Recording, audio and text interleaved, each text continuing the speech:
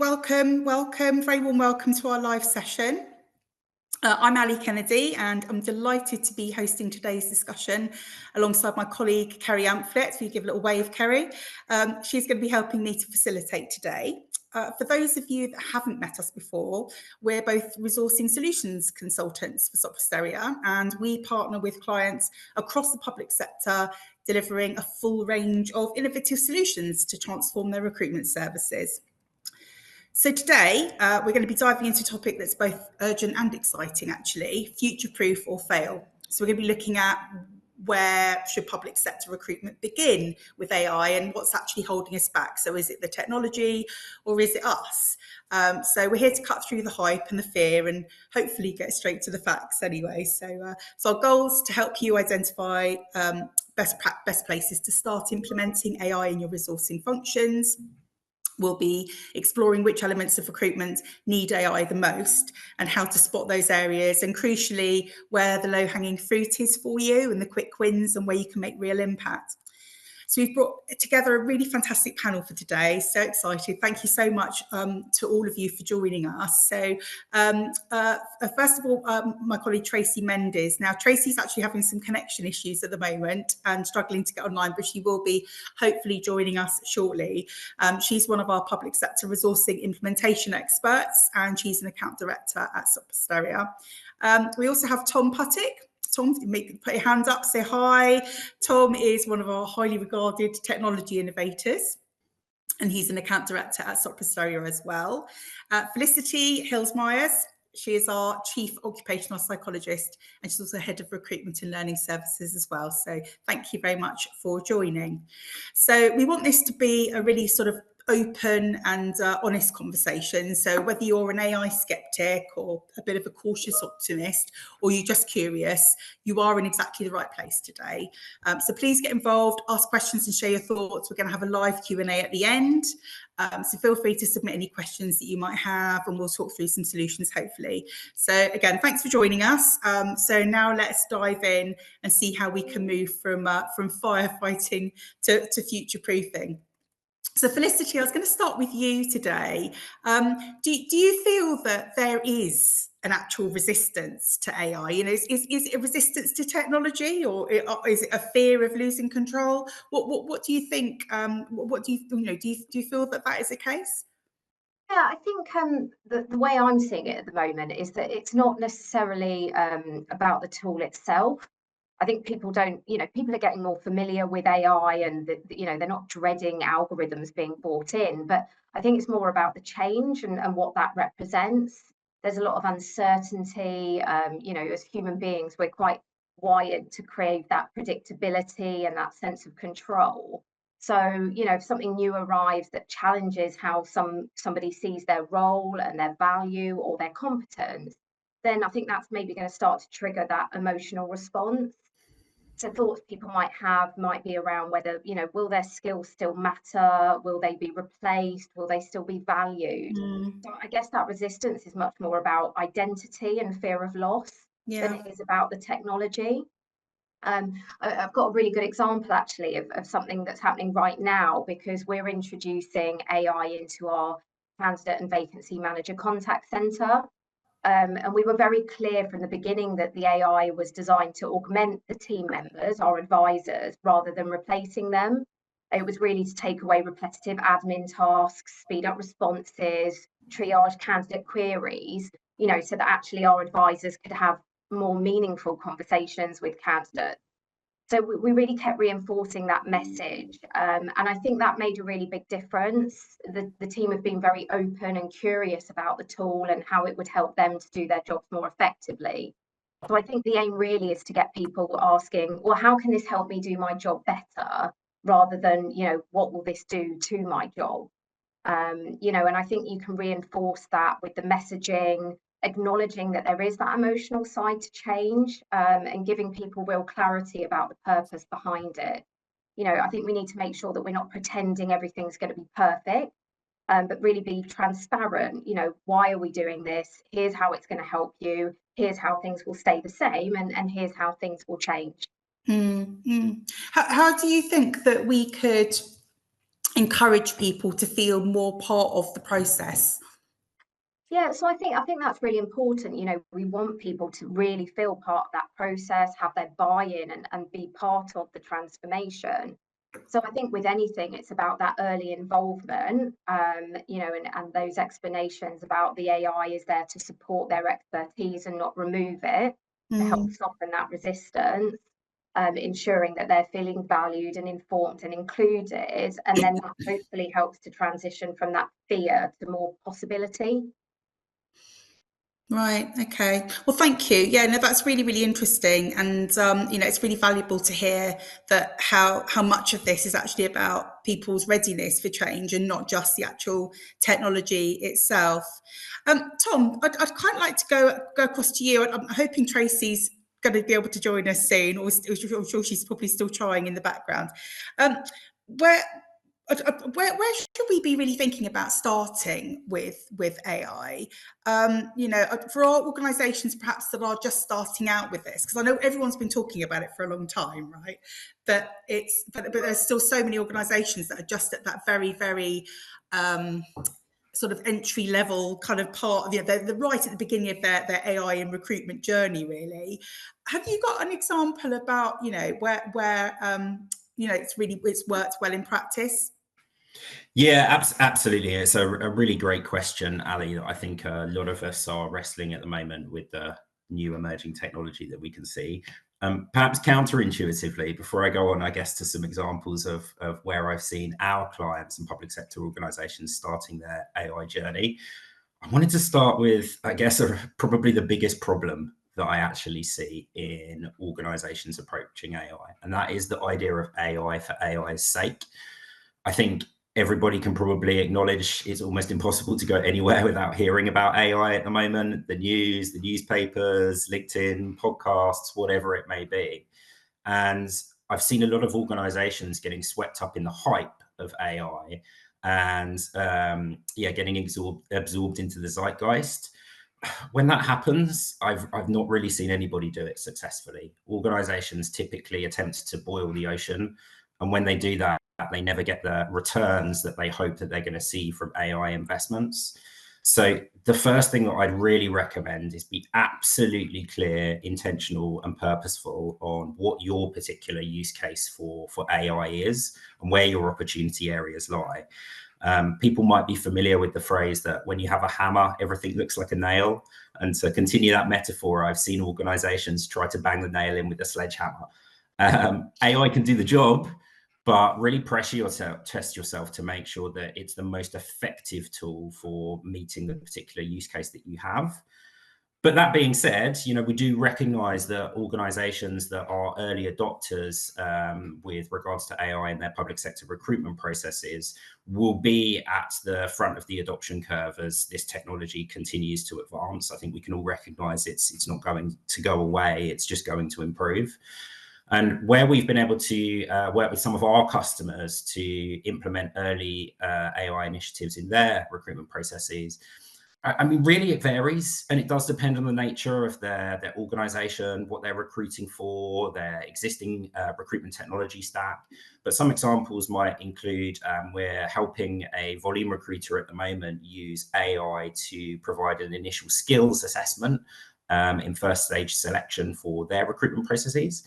And then in other areas, we've been able to support organizations to use AI to validate candidate identity as a very necessary part of the pre-employment process.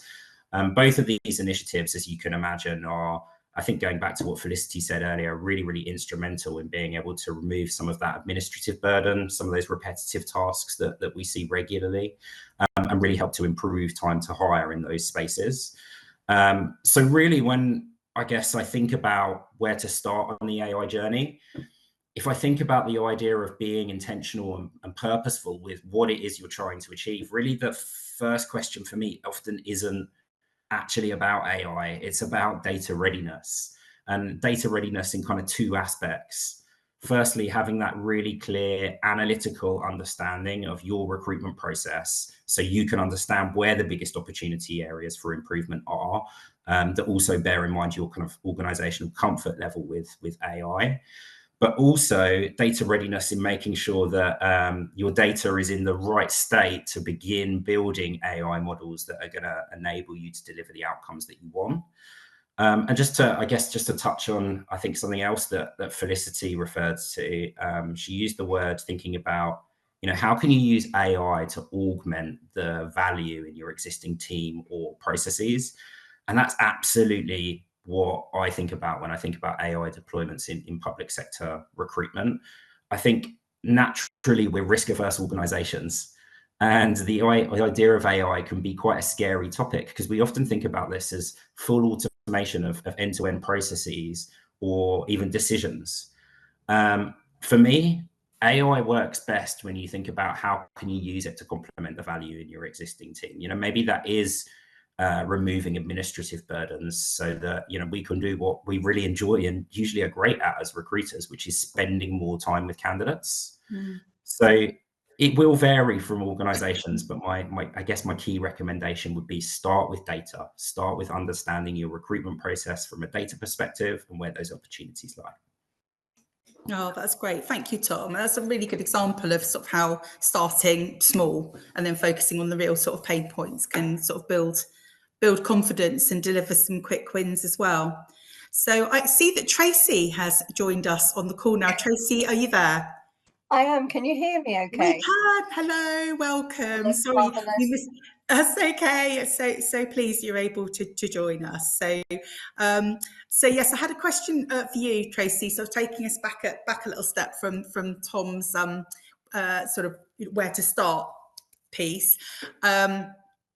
But yeah, I'd really be, so you've had a lot of experience of, working with public sector organisations across the board and implementing AI and automation and so on. And be really interested to, for you to share with us really what you've experienced. Has there been a resistance to implementing AI with any of your clients? And perhaps maybe give us a bit of a flavour of what you've been doing, resistance you've seen, talk around the changes that you've made and perhaps like the impacts of what those changes have actually had.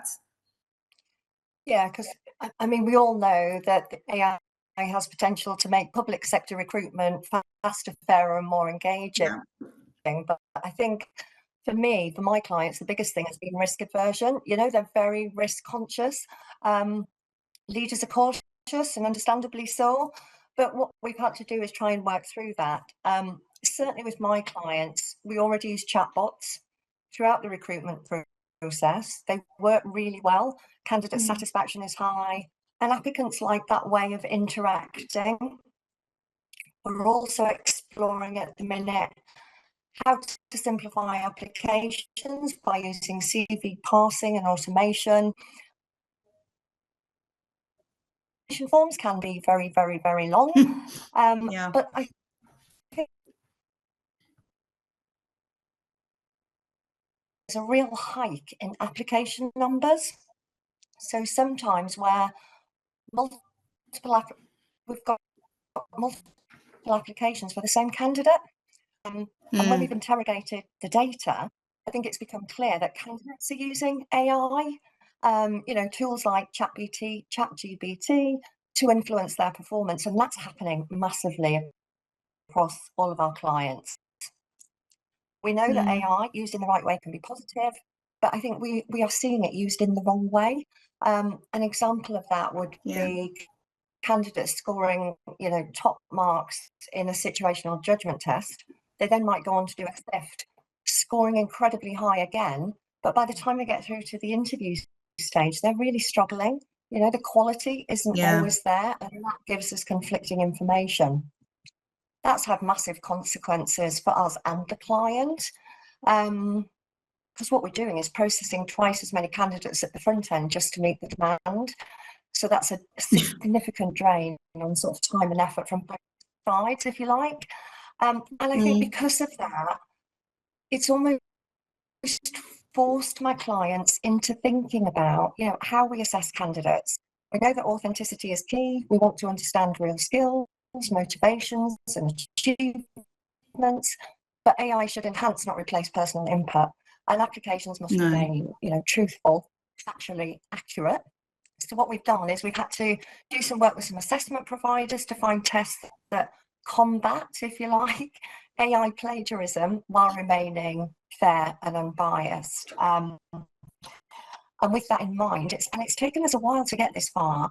What we've done is we've completed 4 pilots recently across 4 different grades with great success, actually. Data analysis has shown some really strong results, and that's helped our clients trust AI and the process, if you like. And I think that's really key here. I mean, that whole process has taken us a year to get there. But what it's done, it's enabled certainly our clients to build a detailed business case, which is now going through the governance process, which again is another long-winded process. But I think, you know, it's really shown the clients that we're always going to have, we know that some departments still want to keep legacy assessments, and that's fine because we know that change takes time. But what we've been able to prove is that AI can modernise recruitment, provided that we balance innovation and fairness, transparency and trust. And I think for me, that's what's been important. It's been that journey. And despite taking a long time, it's been able to gain that trust with the client so that they can then go off and share all of this information with their leadership team. So we're getting there. We are getting there, but it has been a long-winded journey. I'm not going to lie. No, it's really interesting to get that perspective, though. Sorry, got a bit of a delay on the line. No, that's it. That's all I was going to say actually on it. Yeah, no, lovely. Okay, no, that's great. Thank you so much, Tracy. Tom, just I'm thinking about what Tracy's been saying about what they've had to implement and so on. It'd be quite useful to maybe dig a bit deeper into the technical side. So, curious to understand what you've seen as some of the main technical barriers that you've come across in implementing AI in public sector hiring. Sure, no problem. Probably the first is not going to be a surprise, Ali, but it's going back to the question of data. Really easy to say, you know, make sure you've achieved data readiness before you start exploring AI. But the reality is, for public sector recruitments, we're often dealing with legacy systems, disparate systems, data sets that need cleansing, and even data that might be conflicting between the different platforms that we hold it in. And none of these things are particularly conducive to a data set that's effective for building AI models. So really making sure that you've shaped that data before you start developing AI initiatives is critical. But also understanding the analytics behind your recruitment process. Any AI deployment that we've worked with our customers on has started from a business case. And in my experience, executives don't want you to sell AI. Like, they already understand the potential opportunities and risks with AI. What executive teams want to see is demonstrable, measurable returns and how you're going to improve performance. So understanding those opportunity areas in terms of analytics really helps you to communicate that to internal stakeholders. So that's probably the first kind of barrier that I've seen that has prevented organizations moving forward with initiatives they'd like to explore. Probably the second is being really, really clear on what your deployment strategy is. It probably doesn't need me to tell anybody that the idea of deploying untested AI technologies straight into live operations in a big bang approach is incredibly risky. So our recommendation would always be start with a proof of concept or a pilot. You know, focus on what your particular area for improvement is and where your opportunities lie, whether that's candidate engagement, maybe it's in ATS administration, maybe it's onboarding, for example. Really identify what those opportunities are and then build and practice in a staging environment. You know, you're never going to get an AI model correct the first time. It's all about deployment, monitoring, refining, and tweaking kind of performance over time so that you're really able to deliver the returns that you want. Not only does that kind of create the confidence that, if you forgive the expression, it does what it says on the tin in terms of what you want to achieve within live operations, but going back to that kind of business case piece, it helps you segment your business case between this is what we need for exploration and the initial proof of concept versus moving into, you know, real world operations.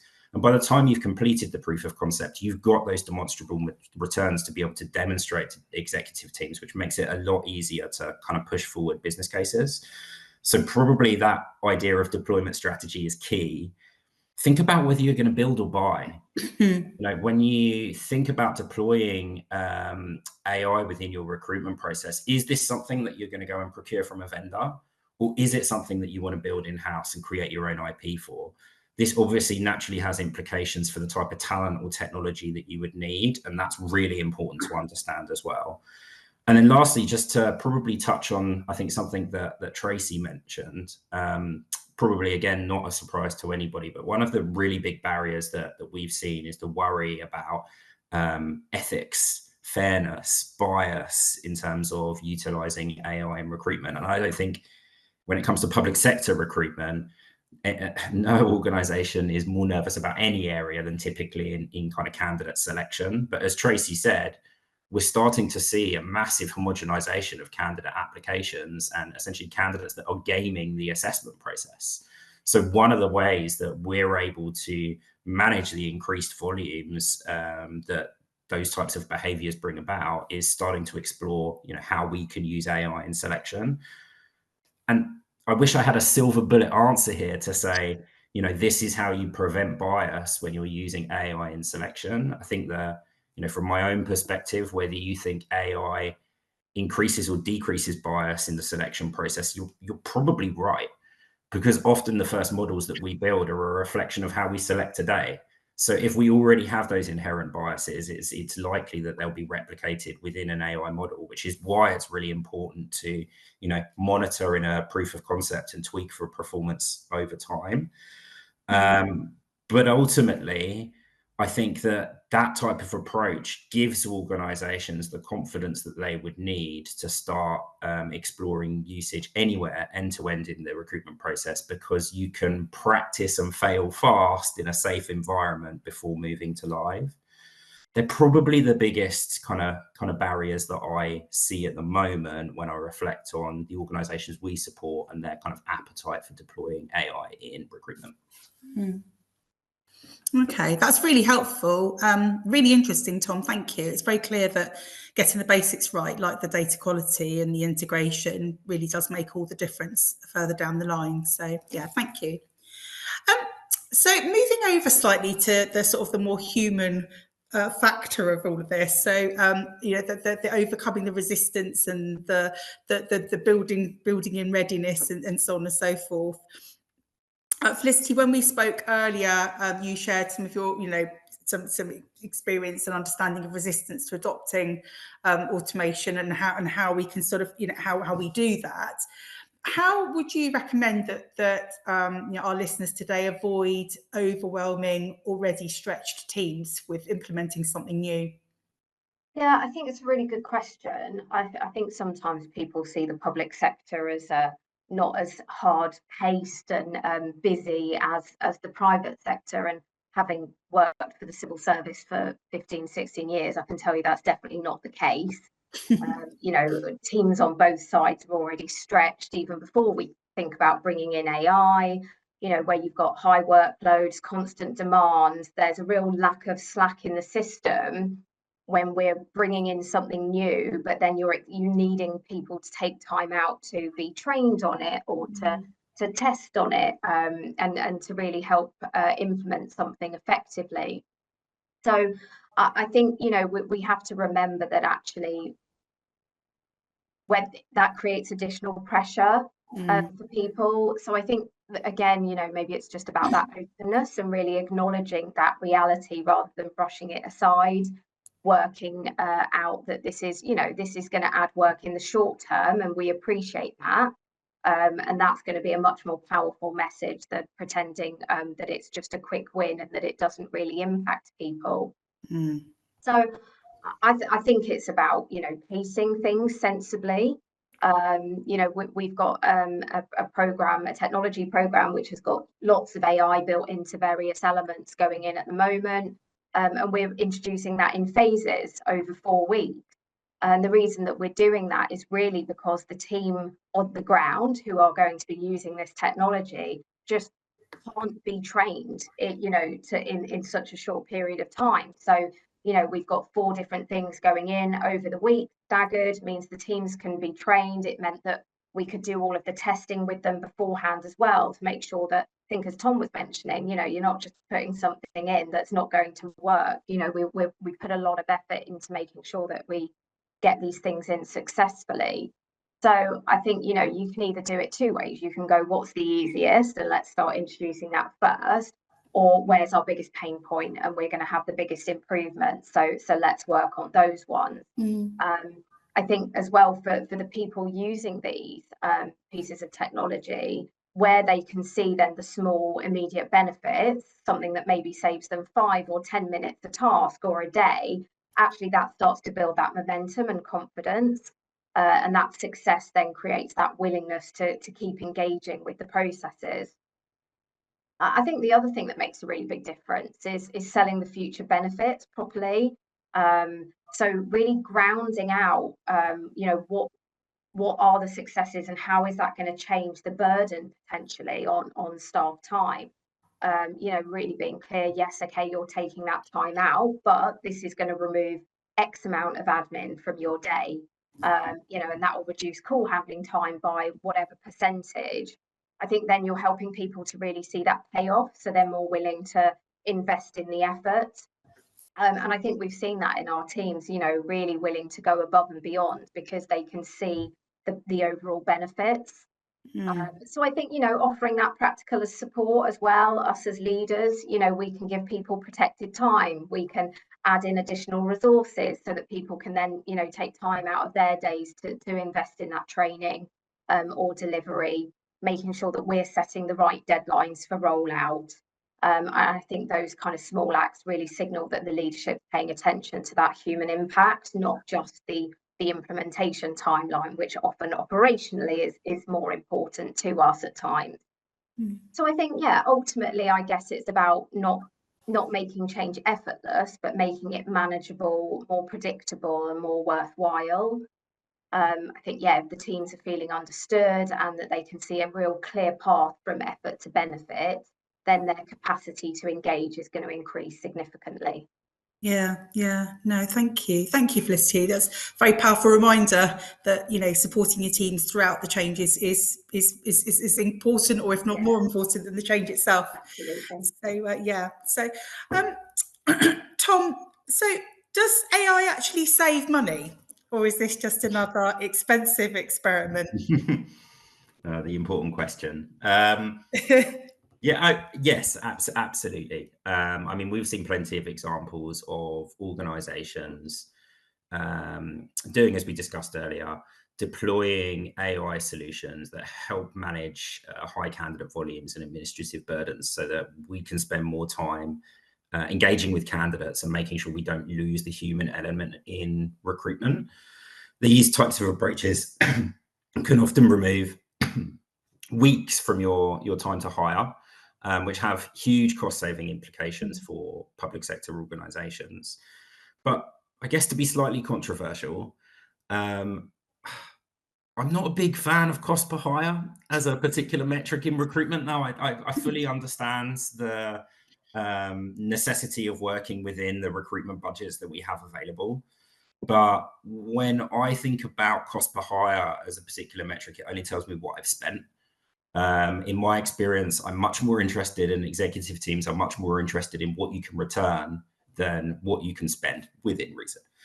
And with that in mind, what I'm really interested in is how can we use AI to drive better recruitment outcomes? How can we improve candidate experience? How can we improve candidate quality and fit? And some of these things are really, really difficult to measure, if not in absolute terms, certainly in the context of the recruitment process, because it's only after a certain period of time that we really become fully aware of how effective a hire that we've made is. So I would always encourage organizations to not necessarily just obsess about cost savings per se, but think about how we can actually transform the outcomes that we can provide. And I think it goes back to this idea of augment, not automate. what are the areas that we can really deploy AI effectively? And it will differ for each organization depending on what we're recruiting and how we're recruiting individuals into our organization. But where possible, try not to necessarily obsess about costs. It's definitely one of the metrics that you can improve with effective use of AI. But there are plenty of other areas that you can be deploying AI to drive improvements in your recruitment process that don't necessarily have as obvious and immediate kind of tangible benefit as some other areas that you can explore. So I'd really encourage organizations to think creatively, and think about not just how can you show the business that you're using AI to reduce cost in the process, but actually how you're using AI to improve the outcomes that you deliver and increase the value that recruitment is providing to the business as a function. Okay, thank you. Tracy, from what you've seen, what do you think the real risk with adopting AI actually is here then? Is it for those that are doing so, is it because they're trying something new? Is the risk trying something new, or is the risk sticking with what's broken? I don't think we can. I think we've got to try something new. I think because the candidate landscape is changing so much, I think, if we were utilising AI for some of those smaller tasks that we've all discussed earlier in the call, it frees up people's time to do some of that candidate engagement stuff, which is what candidates want now. They want, a more streamlined application process, but they want that engagement. So I just think we've got to do it. I think it's going to take time with a lot of our clients. Like I said earlier, it's taken us 12 months just to get a pilot running. But I think once they start to see the benefits, then I think, that outweighs everything else. So fingers crossed, but I think we've definitely got to invest. Okay. Definitely. Yeah, thank you. Slightly different topic along the same theme, but one that certainly Kerry and I have heard a lot about when we've been speaking with organisations, and I know you've had some experience within early careers.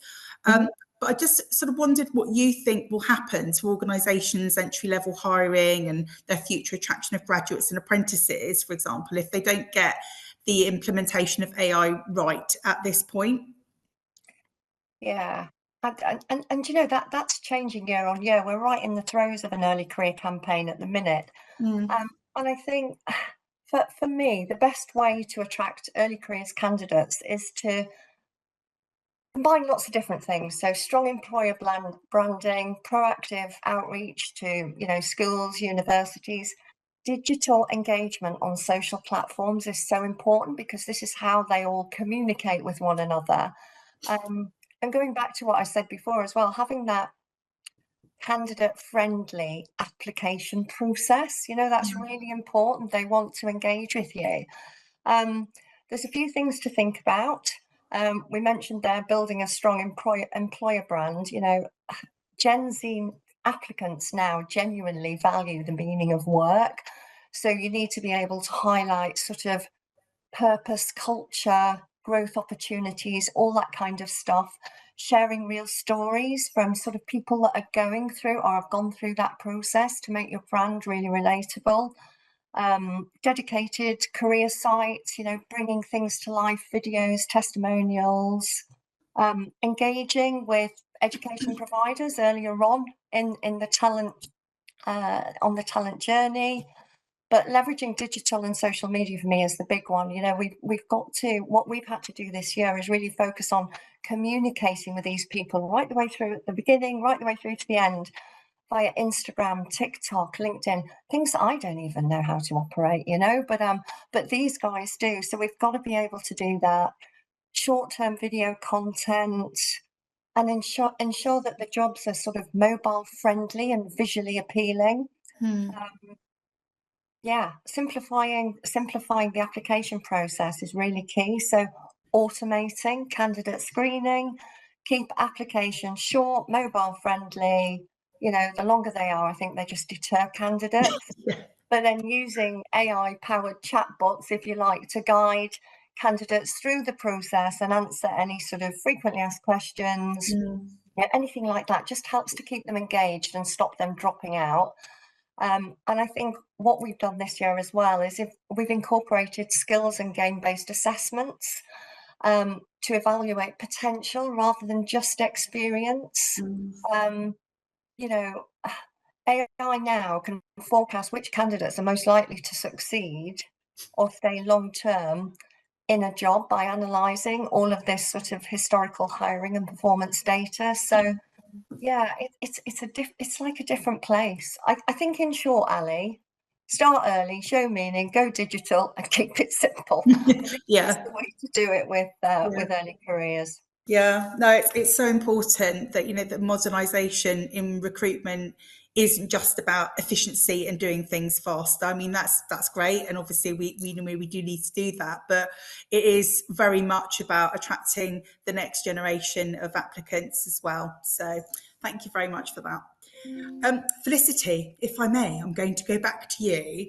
I'd be quite interested to understand what role psychological safety plays in successful AI adoption. Yeah, so it's interesting, isn't it? Because you know, we're asking a lot of users. I think we've spoken about those feelings of change and their feelings of being overwhelmed potentially, but I think it's really central.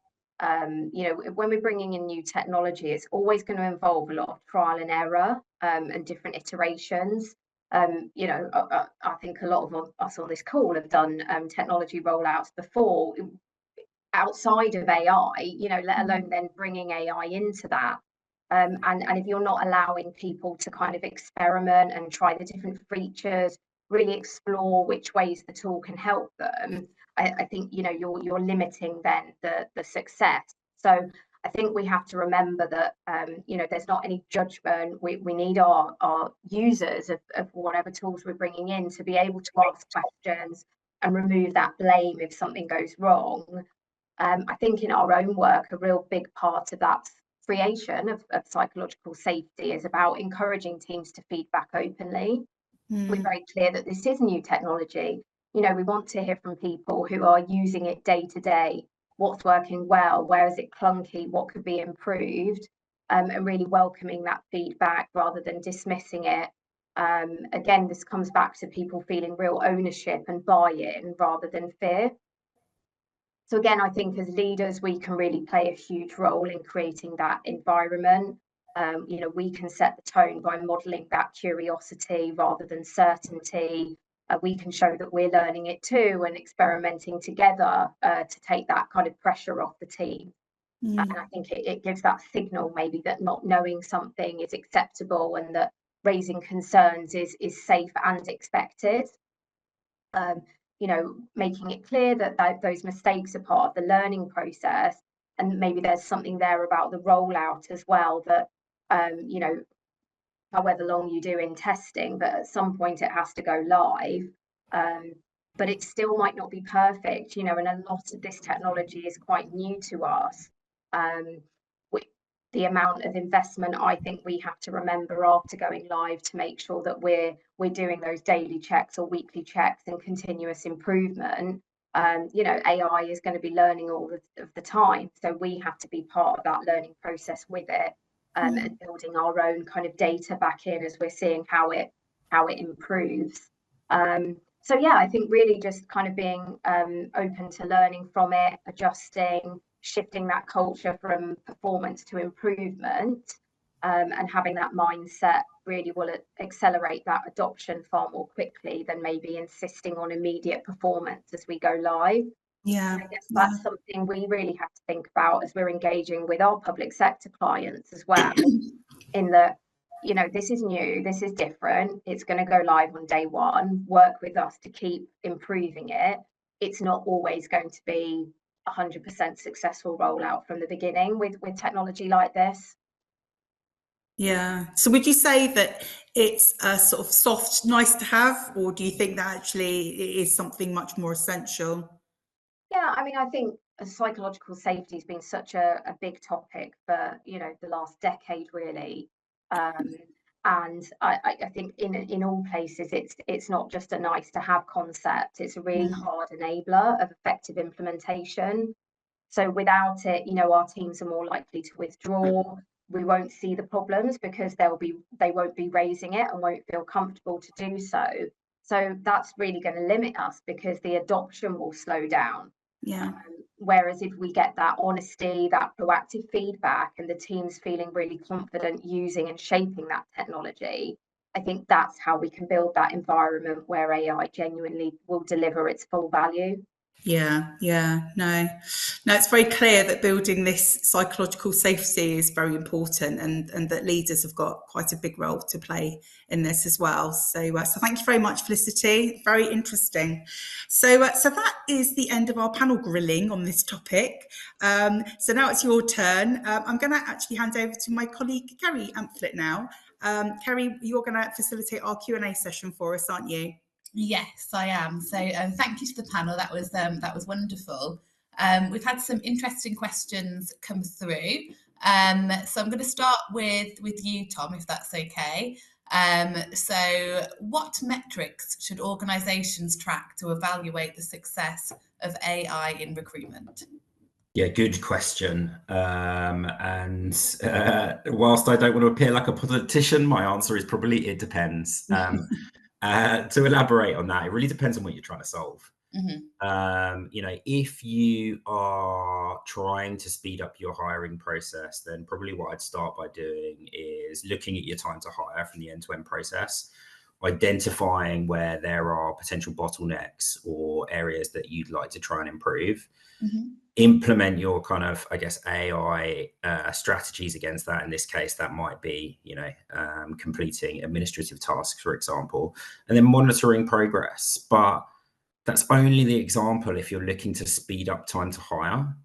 If you want to reduce cost per hire, then start looking at what you're spending in terms of recruitment cost, from everything from, I guess, the systems you deploy to the human resources that are deployed against recruitment for your business. If you're looking to improve candidate engagement, Tracy talked earlier about the importance of having really effective engagement in early careers. Early careers for me often means that you're dealing with higher recruitment volumes. So one of the things that you might want to think about utilizing AI for is, could we use conversational AI that helps us to engage larger communities of candidates at the beginning of the funnel in a more immersive way. If you want to do that type of thing, start measuring candidate satisfaction regularly and across the process. Look at what the performance was before you deployed AI versus, what candidates are telling you about the process afterwards. Compare it to areas of the process where you're not utilizing AI for engagement and see how that compares. Really, the metrics that you track should be relatively iterative based on what it is you want to use AI to solve or to transform. So if you've really nailed that initial piece of data readiness, and you've got a really clear perspective on the area that you want to focus development in and what you're looking to return, hopefully those metrics will be relatively straightforward. Yeah, absolutely. That's great. Thank you, Tom. Tracy, I'm going to come over to you next. So we've had a question come through. How do we implement change in a resourcing function so that the day-to-day isn't affected? Gosh, that's an interesting one, isn't it? I think Felicity touched on some of it earlier on in the conversation, but if I think about from a client perspective and think about some of the changes that we've been implementing over the course of the year, I suppose, they've got to be able to mobilize a team to focus on this, because I don't think that their existing teams can do the day-to-day and said changes as well. I think they've got to be part of it, but what we've found with certainly two of my clients is having a team, mobilizing a team that can just focus on what that change is, and then bring that change into BAU and get the support from the team in that respect, because otherwise it's really tricky to balance both of those things, isn't it? We've been lucky that we're able to do that because we've got a great project team, haven't we? So we can do that. But I think from a client perspective, it is about trying to mobilise people from elsewhere to focus purely on the change. Yeah, absolutely. If you get it all set up correctly first time round, then you're going to start seeing the value and the benefit quicker. So yeah, that's great. Thank you, Tracy. Felicity, we've had a question come through. How do you balance automation with human judgment when shortlisting candidates? Yeah, I think the key word is in the question, which is balance. You know, there are absolutely tools that have come out that will use AI to complete the full sort of sift. But I think a lot of what's being done at the moment is to, as we've spoken about, kind of augment that process.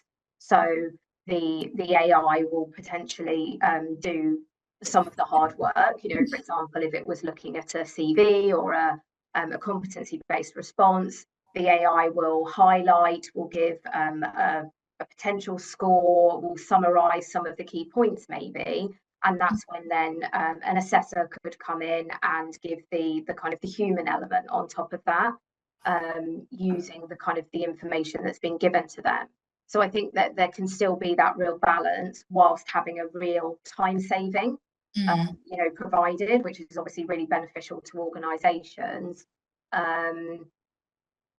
Yeah, I think this is probably one of the key areas where the public sector will have more risk aversion to the private sector, with wanting that to be a balanced element rather than the private sector, which I think have more leeway often to go fully one way or the other.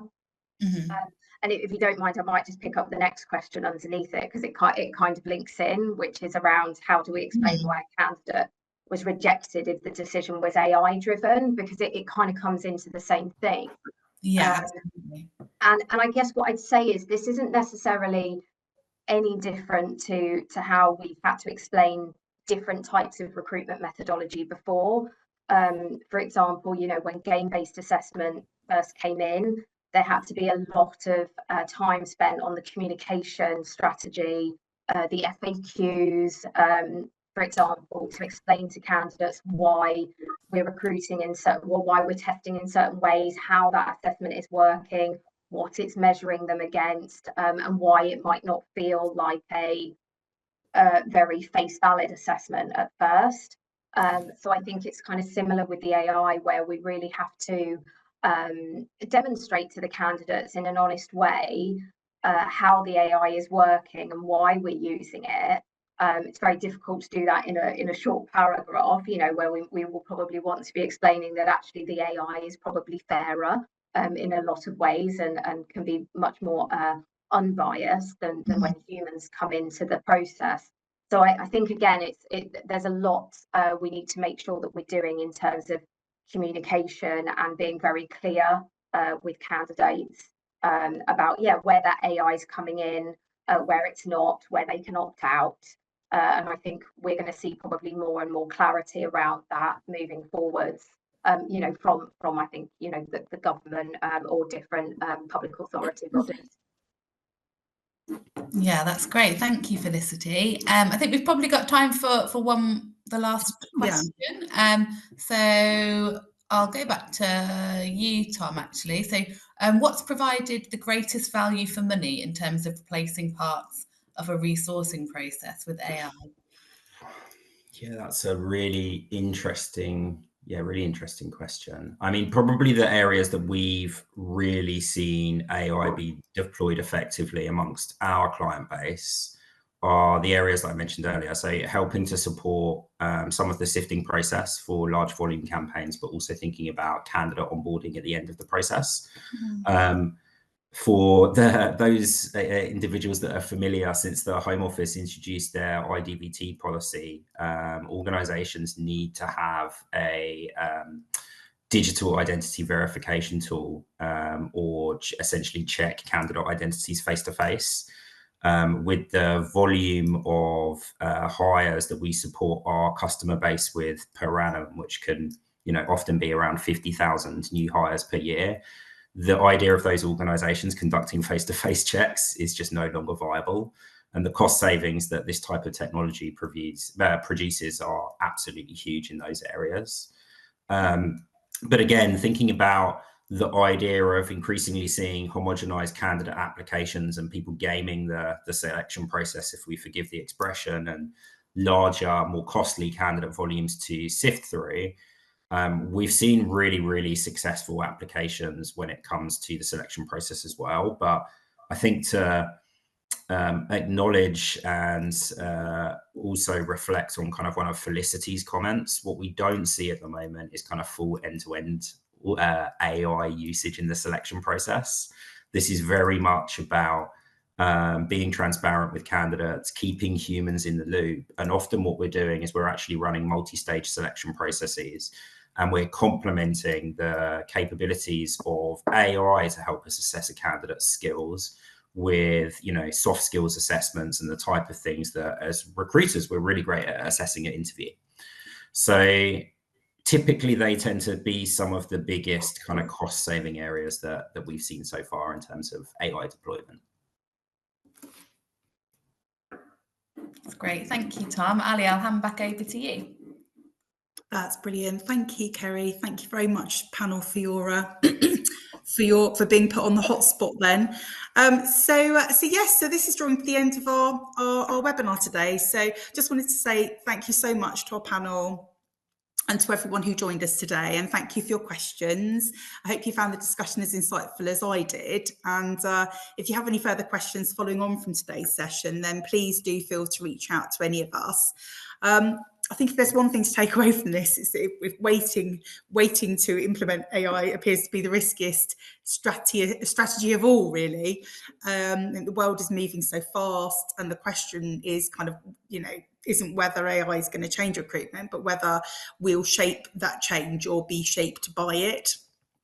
So remember that today was about helping you pinpoint where to start with AI in your resourcing, and so to recap, sort of look out for those areas where repetitive tasks are slowing you down, and where candidate experience could be improved, and where your teams are stretched the most as your first areas for quick wins. They're definitely where AI can deliver the quickest wins, I think, and the real value. Innovation isn't just about chasing the latest trend. It's about creating systems that serve people better. And by exploring practical, low-risk ways to which you can use AI, you can future-proof your recruitment without losing sight of what really matters the most, and that's people. So please don't forget, if you'd like to discover more about where your low-hanging fruit is and the most cost-effective and efficient ways you can implement it, please feel free to book one of our free consultations by dropping me a quick line, and we will reach out to you and get something booked in to have a chat. So that's it from us. Thanks again, and thanks everyone, and hopefully we'll see you again next time. Thanks very much. Thanks, Sally.